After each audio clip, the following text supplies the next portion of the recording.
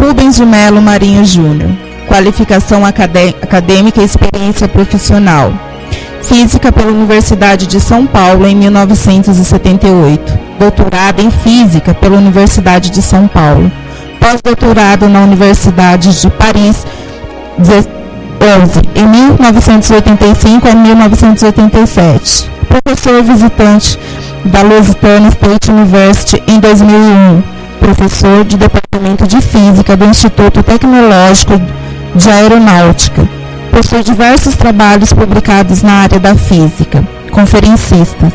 Atividades espirituais. Membros da Ordem Rosa Cruz Amorque, membro da Ordem Martinista Tom e membro da Maçonaria, atual venerável da Loja 20 de Agosto.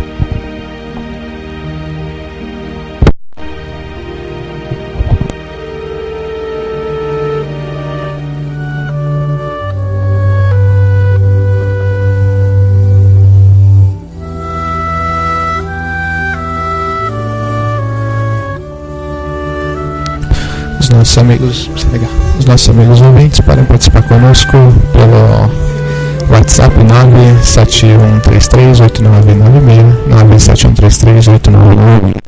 Vou aproveitar e mandar um abraço para o nosso frater Diego de Francisco de Campinas e também a nossa amiga Josi Amaral de Cuiabá. Bom, boa noite a todos. Mais uma vez, muita alegria de estar aqui com vocês. E deixa eu cumprimentar os fratres sorores de Moçambique.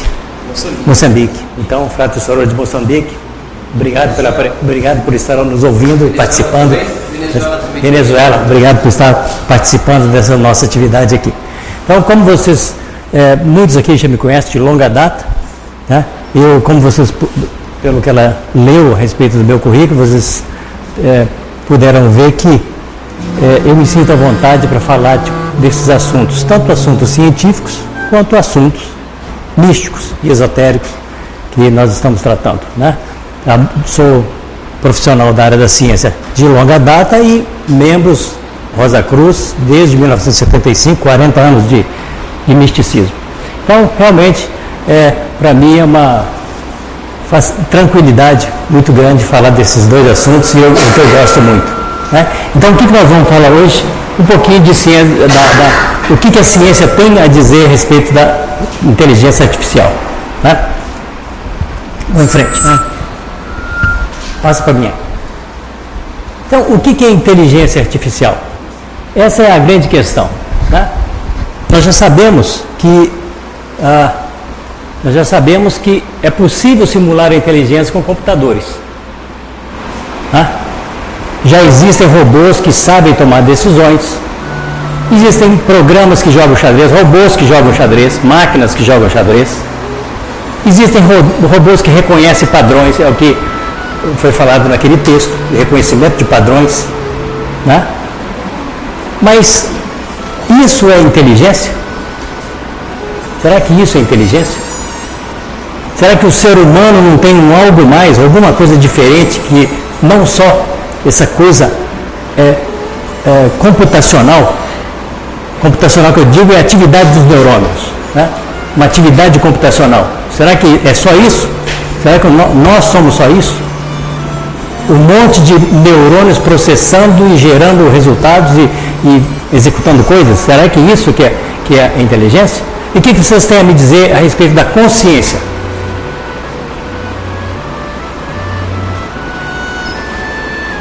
Eu começo a questionar né, exatamente esse ponto. Será possível simular a consciência com computadores? E vou mais além. O que é inteligência? Se usa esse termo inteligência artificial, mas esse termo está correto? Porque para mim, inteligência, para que haja inteligência, é necessário algum entendimento. Será que quando um computador faz um cálculo, será que um robô que está jogando xadrez, será que ele não está entendendo o que ele está fazendo? Então já começa a questionar isso. Para que haja inteligência é necessário algum tipo de entendimento. E para que haja entendimento é necessário algum grau de consciência. Então aí que eu começo a pôr em xeque toda essa ideia, essa história de achar que um computador máquinas pensantes, como foi lido no texto logo no início, que as máquinas em 2050 vão estar pensando. Eu estou lá duvidando muito disso. Já imaginou se acontecesse uma coisa dessa? Nós somos seres humanos, assim, bastante vulneráveis, cheio de problemas, cheio de erros, cheio de paradoxo. As máquinas não têm esse problema de paradoxo, de erro, é tudo muito, muito logicamente encadeado. Será que nós não vamos tornar, no momento desse, que as máquinas se tornarem pensantes, nós vamos nos recorrer a ela para tomar decisões importantes, porque ela vai saber o que é importante para a humanidade ou não? Será que nós vamos nos tornar supérfluos para a humanidade? Nos tornar o pet deles lá? Vamos levar o nosso humano lá no pet shop para comprar algumas coisinhas para eles lá. Vai acabar sendo isso que vai acontecer. Né? Então, existem alguns pontos de vista, algumas linhas de pensamento de cientistas que relacionam pontos de vista, 4 pontos de vista assim, básicos. Né? O primeiro deles, esse é o A. Né? Todo pensamento é computacional. Então, tem vários tipos de pessoas que pensam, linhas de pensamento diferentes. O primeiro deles, todo pensamento é computacional. A consciência surge simplesmente com o cálculo computacional adequado. Aqui eu coloquei uma figura, a consciência cósmica, um símbolo, né? Uma simbologia aí de uma consciência cósmica. E aqui, não deve aparecer direito, mas aquela tela da Matrix, alguém já assistiu o filme Matrix? Uma tela cheia de números. O computador que cria aquelas situações, aquela consciência dentro da própria máquina, o cara não sabe se ele é produto daquela computação ou se é um ser humano mesmo, né? Aquele filme mostra exatamente esse problema. Então, esse tipo de pessoas, esse grupo A, acha que nós conseguiremos atingir a consciência simplesmente fazendo cálculos computacionais. Esse é um tipo. O outro tipo é o tipo D. Diz que não. A consciência não pode ser explicada nem fisicamente, nem computacionalmente. É um outro grupo de pessoas que pensa desse jeito. Vai em frente, Carlos. O grupo B. Só o cérebro físico evoca consciência. Mas a consciência em si não pode ser simulada. Então, o cérebro, para que haja uma consciência, tem que ter um cérebro físico. Mas a consciência a gente não consegue simplesmente com cálculos computacionais. Esse é o grupo B. O grupo B pensa desse jeito. E tem o grupo C, que pensa um pouquinho, que é um pouquinho parecido com esse, né? As ações do cérebro. Aqui é diferente, tá vendo? Esse é igual. Precisa de um cérebro físico para evocar a consciência. Aqui não. O cérebro pode evocar a consciência, mas não necessariamente. Nós sabemos aqui como místicos que a consciência existe, né, independente do cérebro físico. Existe consciência cósmica. Nós podemos evocar a consciência, no nosso caso, ser humano. Nós podemos evocar a consciência, mas também, nesse grupo de pessoas, a consciência nós não conseguimos simular computacionalmente. Então vamos passo a passo, um por um. Primeiro, a posição D, a posição dos religiosos. Esse é o grupo D. Né?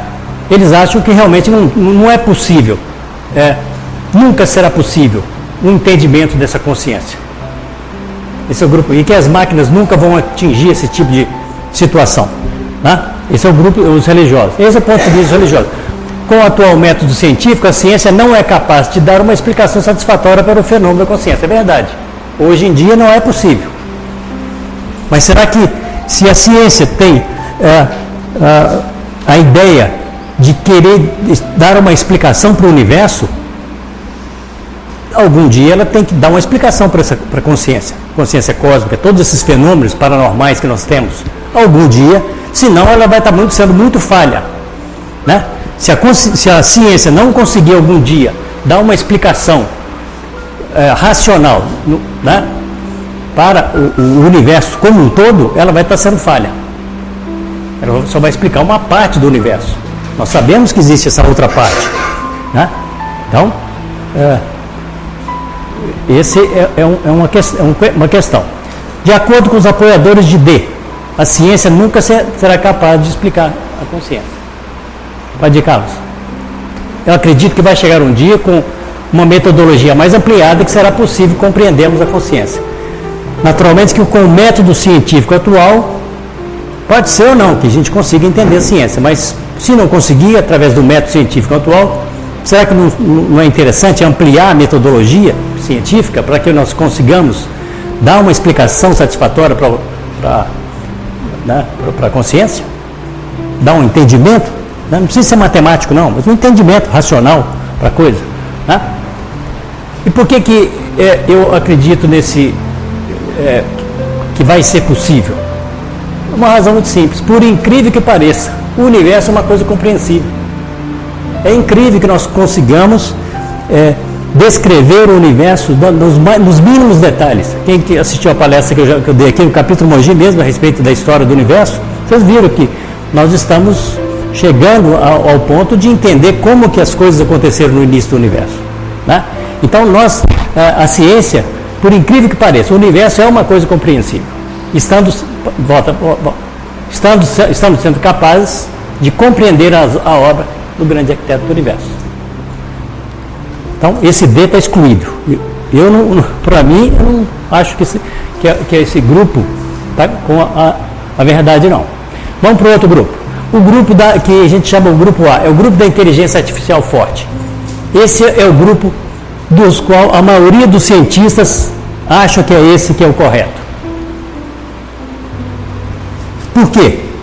Pelo fato da ciência estar, através dos mecanismos, né? A ciência tem evoluído até hoje. Chegamos nessa era de tecnologia baseada justamente nessa compreensão de que tudo é possível compreender tudo é computável. Se tudo é computável, um belo dia nós vamos conseguir simular a consciência. Então, por isso que eu pus aqui igual. A consciência vai ser igual aos cálculos computacionais. Esse é o ponto de vista da maioria dos cientistas. Tá? A consciência é o resultado de cálculos computacionais. Cálculo computacional eu quero dar a entender, a atividade do neurônio é cálculo computacional. A gente pode ir lá no computador simular neurônios. Põe lá, faz um programa, como foi dito aqui no texto, né?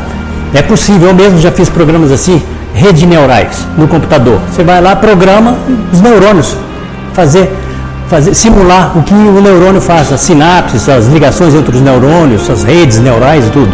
É possível fazer isso no computador e os cientistas acham que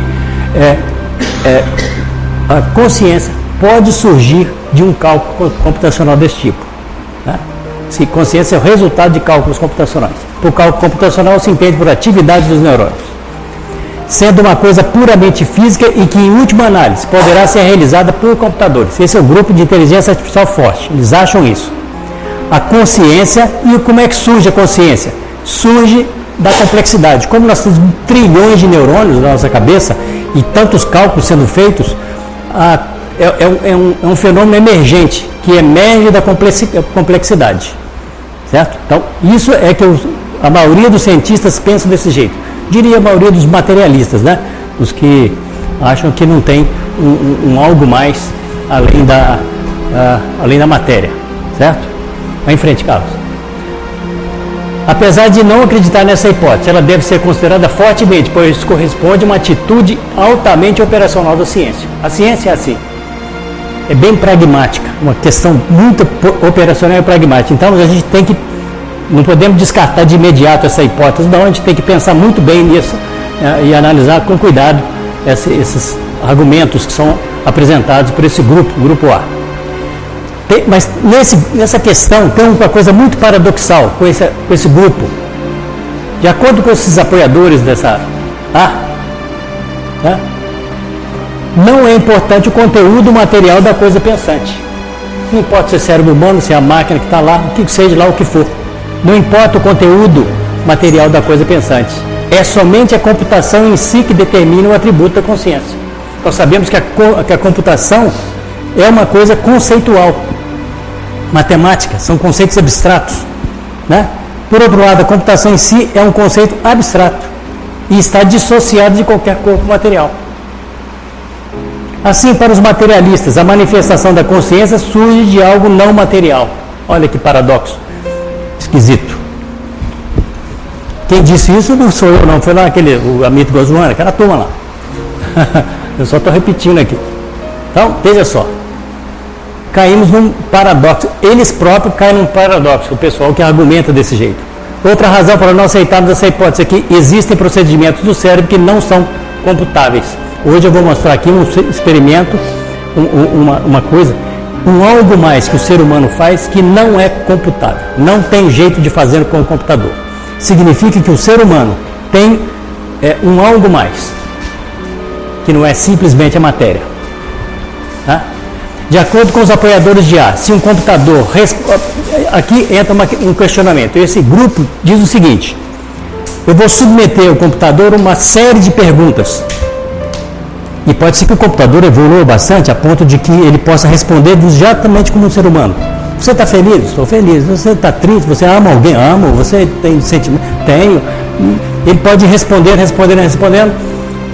E os apoiadores de A dizem o seguinte: que se o computador responder igualzinho um ser humano, significa que ele tem consciência. É isso que eles dizem. Vocês acreditam nisso? Eu não acredito. É isso que eles estão dizendo. Se o computador responder umas questions, eu não conseguir distinguir, será que é um ser humano que está ali, será que não é? Então aquele cara tem uma consciência. Se eu estiver do lado de cada parede, eu vou saber se é ser humano ou se é o computador que está respondendo. Se ele responder tudo e eu não conseguir reconhecer que ali tem um computador, ele tem consciência. Isso eles dizem, esses apoiadores de A. Vamos em frente. B. A inteligência artificial fraca. É o grupo B. Esse é considerado bom senso científico.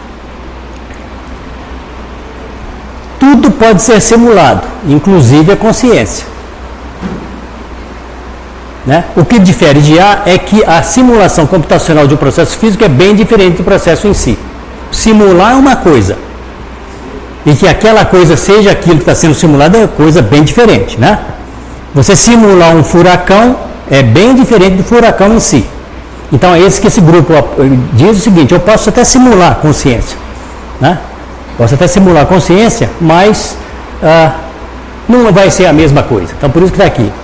E outra coisa, é preciso de um cérebro, porque para o grupo B, o grupo também materialista, eu preciso de um cérebro, ou uma máquina, sei lá, preciso de um cérebro para que haja a manifestação da consciência e que essa consciência pode ser simulada, mas não é igual.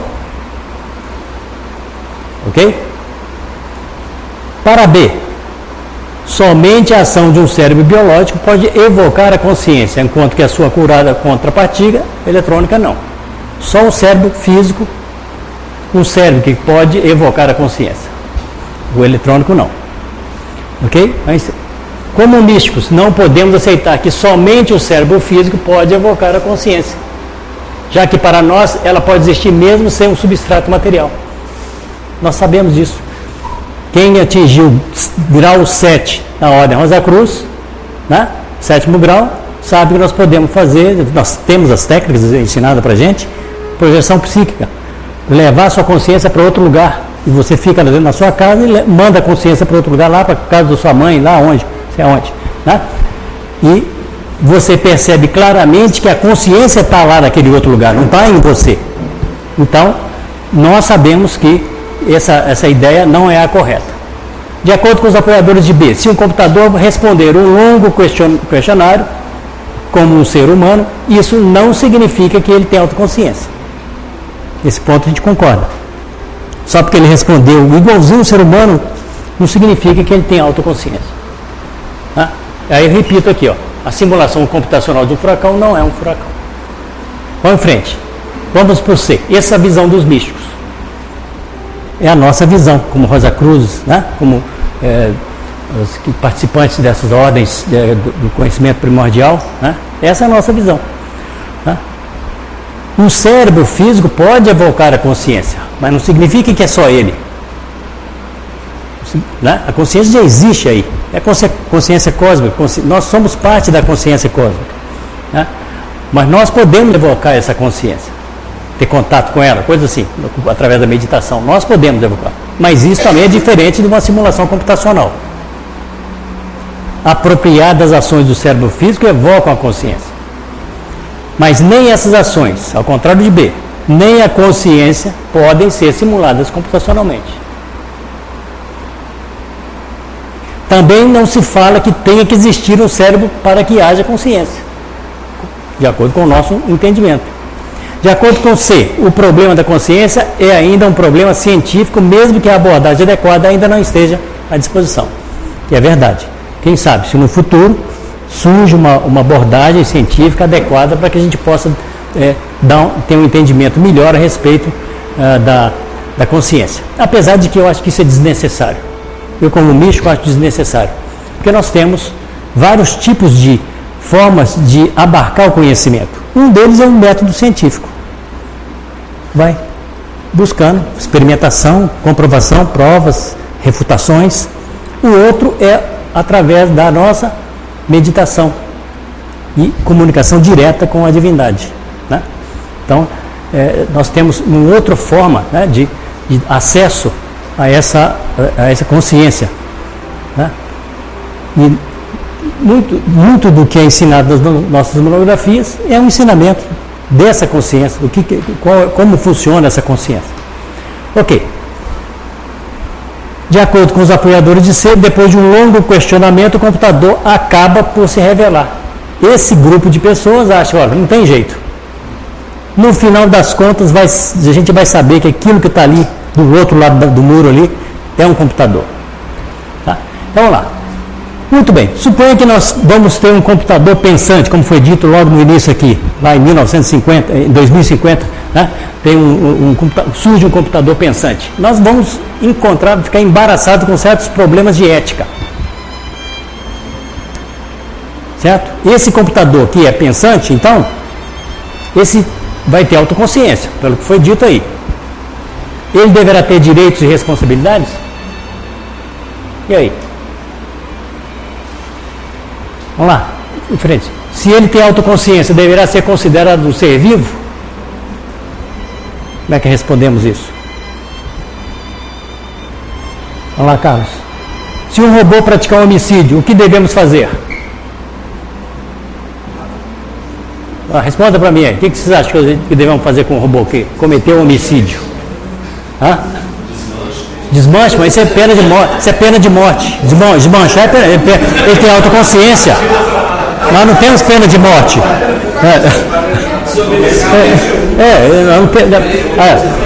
O que a gente faz? Vai prender, vai desligar, o que vai fazer com ele? Se a gente desligar o computador é pena de morte, mas ele tem autoconsciência, nas nossas leis não permite isso. Então nós caímos, entramos numa barafunda de coisas contraditórias, né? Ele terá algum tipo de bolsa, família, presente, sabe?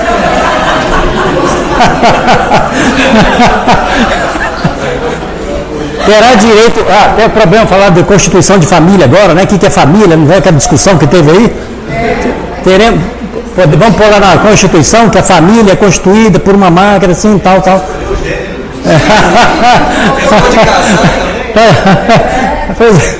Então é isso, tem essas questões, ok? Então, agora uma questão que vamos, para finalizar nossa apresentação, que é o seguinte. Eu disse para vocês que existem coisas que o ser humano que faz que um computador nunca vai conseguir fazer. São os tais chamados algoritmos não computacionais. Aí eu pergunto, existe alguma coisa não computacional? Então aqui eu coloquei essa figura, vocês estão vendo aqui? Essa figura é muito simples. Antes eu apresentava aquela equação, mas eu vi que ninguém entendia aquela... Tinha uma equação, aquele teorema lá, então eu mudei para esse outro. Eu disse para vocês que tem várias formas diferentes de mostrar que tem coisas não computacionais. A questão é, nós sabemos que nós podemos preencher um plano com ladrilho, certo? Aqui no chão, estão vendo aqui, ó, um retângulo, a gente consegue recobrir o plano todo com ladrilhos. Nós conseguimos recobrir com quadrados, conseguimos recobrir com hexágonos, né? Com hexágono também, triângulos também consegue recobrir todo o plano sem ter nenhum buraco, né?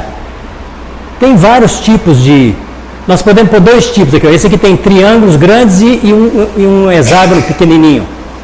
Com triângulo grande assim e hexágonos pequenos assim, nós conseguimos também recobrir todo o plano sem...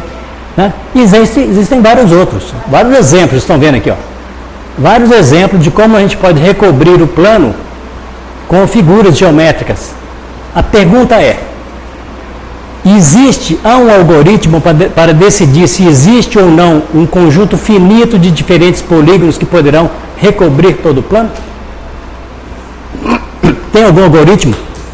Será que eu posso fazer essa pergunta para um computador ou então bolar um algoritmo para ele responder para mim? Será que tem um número finito? Quantos são? Se tem, quantos são? Né? A resposta é não. Não tem um algoritmo. Foi provado aqui por Robert Berger. Até o nome do fulano é mais fácil de falar aqui. Foi provado por Robert Berger em 1966 que não existe um algoritmo computacional de tal forma que o computador vai dizer tem tantos é finito e tem tantas figuras geométricas que recobrem o plano. O ser humano não sabe responder essa questão. Os computadores nunca vão saber responder essa questão. Então significa o quê? Como o Penrose disse, existe um ser humano, existe um algo mais do ser humano além de simplesmente cálculos computacionais, atividade de neurônio. Esse algo mais é a consciência divina que está em nós. Né? Vamos em frente, para terminar. Conclusão. Então foi mostrado com um exemplo, mas eu poderia citar vários, entre outros, que mostram que existem coisas que os seres humanos fazem que os computadores nunca poderão fazer. Né? Foi provado matematicamente. A consciência pode ser algo desse tipo. Pode ser uma coisa desse tipo, a consciência. O ser humano tem um algo mais que as máquinas nunca terão, que é a consciência divina que nele habita e que independe da matéria. O que está dito lá no Gênesis? Olha, esse algo mais tem a ver com Gênesis, capítulo 2, versículo 7. E formou o Senhor Deus o homem do pó da terra e soprou em suas narinas o fôlego da vida e o homem veio se tornar uma alma vivente. Está aí, é a consciência cósmica que foi infundida no ser humano, né? E para torná-lo um ser vivente. A consciência é um atributo da alma e não do objeto pensante. Não acredito que zeros e uns, né? O que é computador? Zeros e uns, não é? Zeros e uns? Vocês acham que zeros e uns abarcam toda a totalidade do universo? Conclusão: máquinas não terão autoconsciência. Essa é a conclusão que eu chego e muito obrigado pela atenção.